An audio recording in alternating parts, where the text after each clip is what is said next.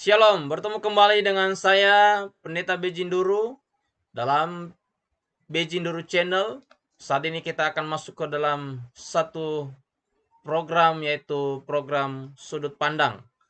Saat ini kita akan belajar satu topik Alkitab yang saya berikan judul, Apakah Yesus menghalalkan yang haram? Konteksnya dalam Matius pasal 15 ayat 11 dan Markus 7 ayat 19. Sahabat-sahabat sekalian dalam Bejinduru Channel, ini adalah sesuatu yang perlu kita ketahui bersama. Yang mungkin banyak orang memiliki sudut pandang yang berbeda. Tetapi kali ini kita akan mengupas ayat ini dengan sudut pandang yang alkitabiah. Pada saat ini kita akan mempelajari ayat ini, yaitu Matius 15 ayat 11, dan nanti akan didukung dengan Markus 7 ayat 19. Tetapi kedua pasal ini atau kedua kitab ini itu menceritakan hal yang sama. Nanti kita akan lebih cenderung kepada Matius pasal 15 ayat yang ke-11. Dasar pemikiran banyak orang ketika mereka memberikan sudut pandang dan kesimpulan iman mereka terhadap ayat-ayat ini, yaitu Matius pasal 15 ayat 11 berkata bahwa dengar dan camkanlah, bukan yang masuk ke dalam mulut yang menajiskan orang, melainkan yang keluar dari mulut, itulah yang menajiskan orang. Sahabat-sahabat sekalian, ayat ini telah banyak digunakan bertahun-tahun dan telah banyak digunakan dalam seminar-seminar Alkitab, dalam pembahasan-pembahasan Alkitab di mana saja, baik di kampus maupun di gereja atau di tempat yang lain, yang mengatakan bahwa ayat ini adalah dasar pemikiran mereka, dasar iman mereka, bahwa Yesus telah menghalalkan semua yang haram di kitab Perjanjian Lama. Itu artinya bahwa kita bisa makan apa saja, kita bisa makan daging apa saja, sebab Yesus katakan bukan yang masuk ke dalam mulut yang menajiskan orang, melainkan yang keluar dari mulut, itulah yang menajiskan orang. Lalu ada satu lagi ayat yang sama dengan ini, ceritanya sama tetapi kalimatnya sedikit berbeda, yaitu Markus 7 ayat 19 berkata, dengan demikian ia di sini adalah Yesus, mengatakan semua makanan halal. Ya. Nah, kedua ayat ini menjadi dasar pemikiran banyak orang bahwa kita di zaman sekarang ini adalah zaman kasih karunia. Tidak perlu lagi berpikir bahwa tidak perlu takut bahwa ada lagi istilah haram dan halal. Apakah benar demikian? Apakah Yesus telah menghalalkan yang haram? Matius 15 ayat 1 sampai 20, judul perikopnya adalah perintah Allah dan adat istiadat Yahudi. Nah, saudaraku sekalian, perikop ini harus dibaca secara keseluruhan dari ayat 1 sampai ayat 20. Nah, di tengah-tengahnya nanti muncullah itu ayat 11. Dan ayat 11 itu hanya sebagian kecil daripada isi perikop ini. Isunya adalah ketika murid-murid Yesus makan, mereka tidak cuci tangan. Di tangan saya ada Alkitab. Bagi sahabat-sahabat sekalian yang menonton video ini, mari kita buka Alkitab masing-masing supaya kita mengetahui latar belakang cerita ini sampai nanti pada akhirnya.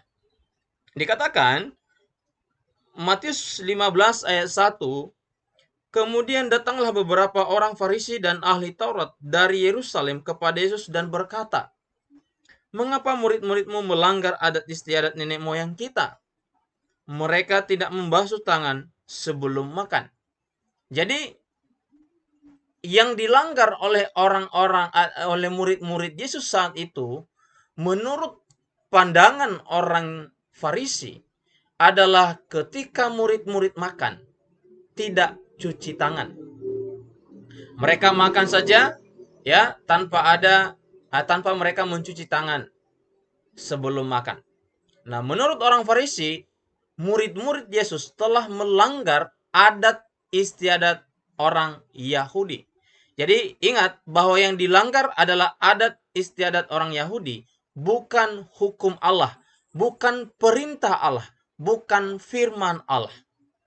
Dalam adat istiadat orang Yahudi, cuci tangan sebelum makan adalah kewajiban. Sebab orang yang tidak cuci tangan dianggap najis dan makanan yang dimakan juga ikut najis. Itu adalah kalimat kuncinya bagi pemirsa atau bagi sahabat-sahabat sekalian yang ada di Matius pasal 15 ayat yang kedua. Nah, perlu diketahui bahwa hukum halal dan haram yang ada di Kejadian pasal yang ketujuh dan Imamat 11. Nanti teman-teman, sahabat-sahabat sekalian boleh baca itu di tempat masing-masing, yaitu Kejadian pasal 7 dan Imamat pasal 11 dan masih banyak lagi pasal yang lain. Itu bukanlah adat istiadat orang Yahudi. Tetapi apa yang tertulis dalam Kejadian 7 dan Imamat 11 itu adalah perintah Allah yang sudah ada sebelum orang Israel ada. Jadi jangan berkata bahwa istilah haram dan halal itu hanya berlaku buat orang Israel saja. Tidak, sebab istilah haram dan halal sudah ada sebelum zaman orang Israel. Ya, sebelum bangsa Israel menjadi besar bahkan ada di muka bumi ini. Jadi ingat sekali lagi bahwa haram dan halal bukanlah adat istiadat orang Yahudi. Tetapi haram dan halal atau hukum haram dan halal yang ada dalam Alkitab itu adalah perintah Allah, itu adalah firman Allah. Kita lanjutkan. Argumentasi Yesus terhadap kemarahan orang Yahudi saat itu oleh karena murid-muridnya tidak cuci tangan pada saat makan. Tuhan katakan, mengapa kamu melanggar perintah Allah demi adat istiadat nenek moyangmu? Jadi Yesus kembali menegaskan bahwa cuci tangan itu hanya sebuah adat istiadat nenek moyang mereka. Bukanlah firman Allah, bukanlah perintah Allah. Lalu Yesus bertanya kembali, apa perintah Allah yang dilanggar oleh orang-orang Yahudi? Ya, ada. Perintah Allah yang dilanggar oleh orang-orang Yahudi adalah kalau seseorang sudah mempersembahkan sesuatu di bait suci atau kepada Allah, maka orang itu tidak wajib untuk mengurus orang tuanya. Itulah yang menjadi masalah yang didapati oleh Yesus Kristus ketika orang Yahudi marah kepadanya, ketika murid-muridnya tidak cuci tangan karena dan itu dianggap melanggar adat istiadat. Lalu Yesus membalas argumentasi itu dengan sebuah argumentasi yang berdasarkan Alkitab, berkata bahwa kenapa engkau melanggar perintah Allah demi adat istiadatmu? Engkau tidak peduli orang tuamu, padahal Tuhan katakan hormatilah ayah dan ibumu. Nah, kira-kira begitu. Dalam perikop ini, orang Farisi menjunjung tinggi kebiasaan tentang cuci tangan sebelum makan daripada menghormati, mengurus orang tua mereka. Dan hal inilah salah. Hal ini salah di pandangan Allah. Hal ini salah di pandangan Yesus. Itulah sebabnya Yesus berkata dengan mengutip nubuatan daripada Nabi Yesaya. Apa yang dia katakan dalam Matius 15 ayat 8 dan 9. Bangsa ini memuliakan aku dengan bibirnya, padahal hatinya jauh daripadaku. Percuma mereka beribadah kepadaku, sedangkan ajaran yang mereka ajarkan ialah perintah manusia. Jadi orang Farisi mengajarkan perintah manusia, yaitu harus cuci tangan sebelum makan. Sementara perintah Allah mereka tinggalkan, mereka abaikan, dan mereka lupakan. Inilah yang Yesus katakan, kenapa engkau beribadah kepadaku, tetapi engkau justru meninggalkan perintah-perintahku. Engkau tidak mengajarkan apa yang benar di hadapan Allah. Argumentasi Yesus tentang kata najis dan makanan yang halal. Ini kita masuk kepada dasar pemikiran yang saya tunjukkan tadi di awal. Betulkah Yesus telah menghalalkan yang haram? Betulkah Yesus berkata bahwa apa yang kamu makan, apapun jenis makanan yang kamu makan itu tidak akan menajiskan dirimu? Sebab setelah itu Yesus memberikan sebuah argumentasi bahwa bukan yang masuk ke dalam mulut yang menajiskan orang, melainkan yang keluar dari mulut. Itulah yang menajiskan orang. Dalam Matius 15 ayat yang 11. Nah, sahabat-sahabat sekalian, ketika kita hanya mengutip ayat 11 saja, maka bisa saja argumentasi kita itu benar bahwa Yesus telah menghalalkan yang haram. Bisa kita makan apa saja, daging apa saja kita bisa makan. Apalagi kalau kita melihat Markus 7 ayat 19. Dengan demikian, ia mengatakan semua makanan halal. Nah, bagi teman-teman, yang Yesus maksudkan adalah latar belakang cerita ini di ayat 1, 2, bahwa permasalahan di sana bukan masalah makan daging atau haram menjadi halal dan sebaliknya. Tetapi yang Yesus katakan bahwa apapun yang kamu makan tanpa cuci tangan itu tidak akan menajiskan dirimu. Karena konsep itu, najis tanpa cuci tangan, itu adalah konsep orang Yahudi atau adat istiadat orang Yahudi. Bukanlah perintah Allah. Yesus mengatakan bahwa cuci tangan atau tidak cuci tangan itu tidak akan menajiskan seseorang. Segala sesuatu yang masuk ke dalam perut meskipun tidak cuci tangan, hal itu tidak menajiskan seseorang. Karena bagi orang Yahudi, kalau engkau tidak cuci tangan, apa yang kau makan itu akan menajiskan dirimu. Ini konteksnya bukan masalah haram dan halal. Bukan masalah daging yang haram menjadi halal. Jadi orang Yahudi atau murid-murid saat itu bukan sedang makan yang haram. Tetapi mereka makan tanpa cuci tangan. Dengan kata lain, jika seseorang tidak mencuci tangan pada saat makan, maka semua makanan yang dia makan adalah halal. Sebab kata najis artinya tidak halal.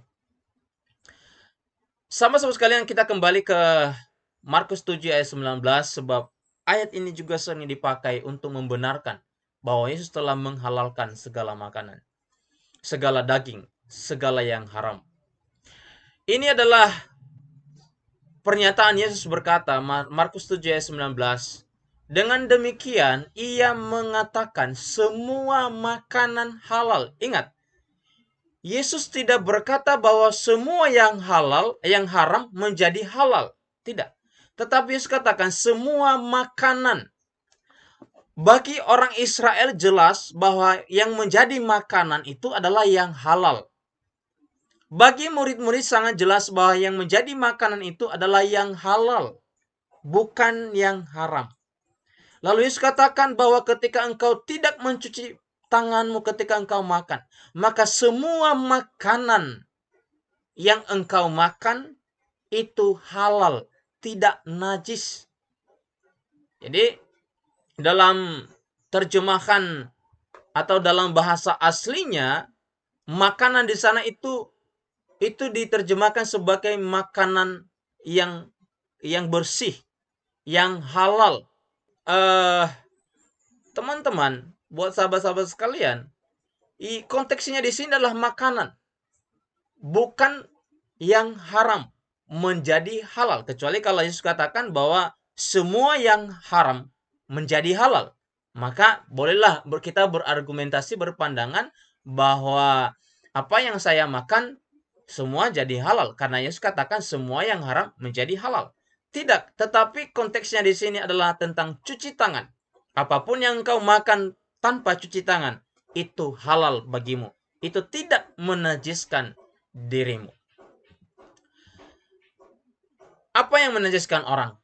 Kata Yesus, yang menajiskan orang adalah pikiran jahat, pembunuhan, perzinahan, percabulan, pencurian, sumpah palsu, dan hujat.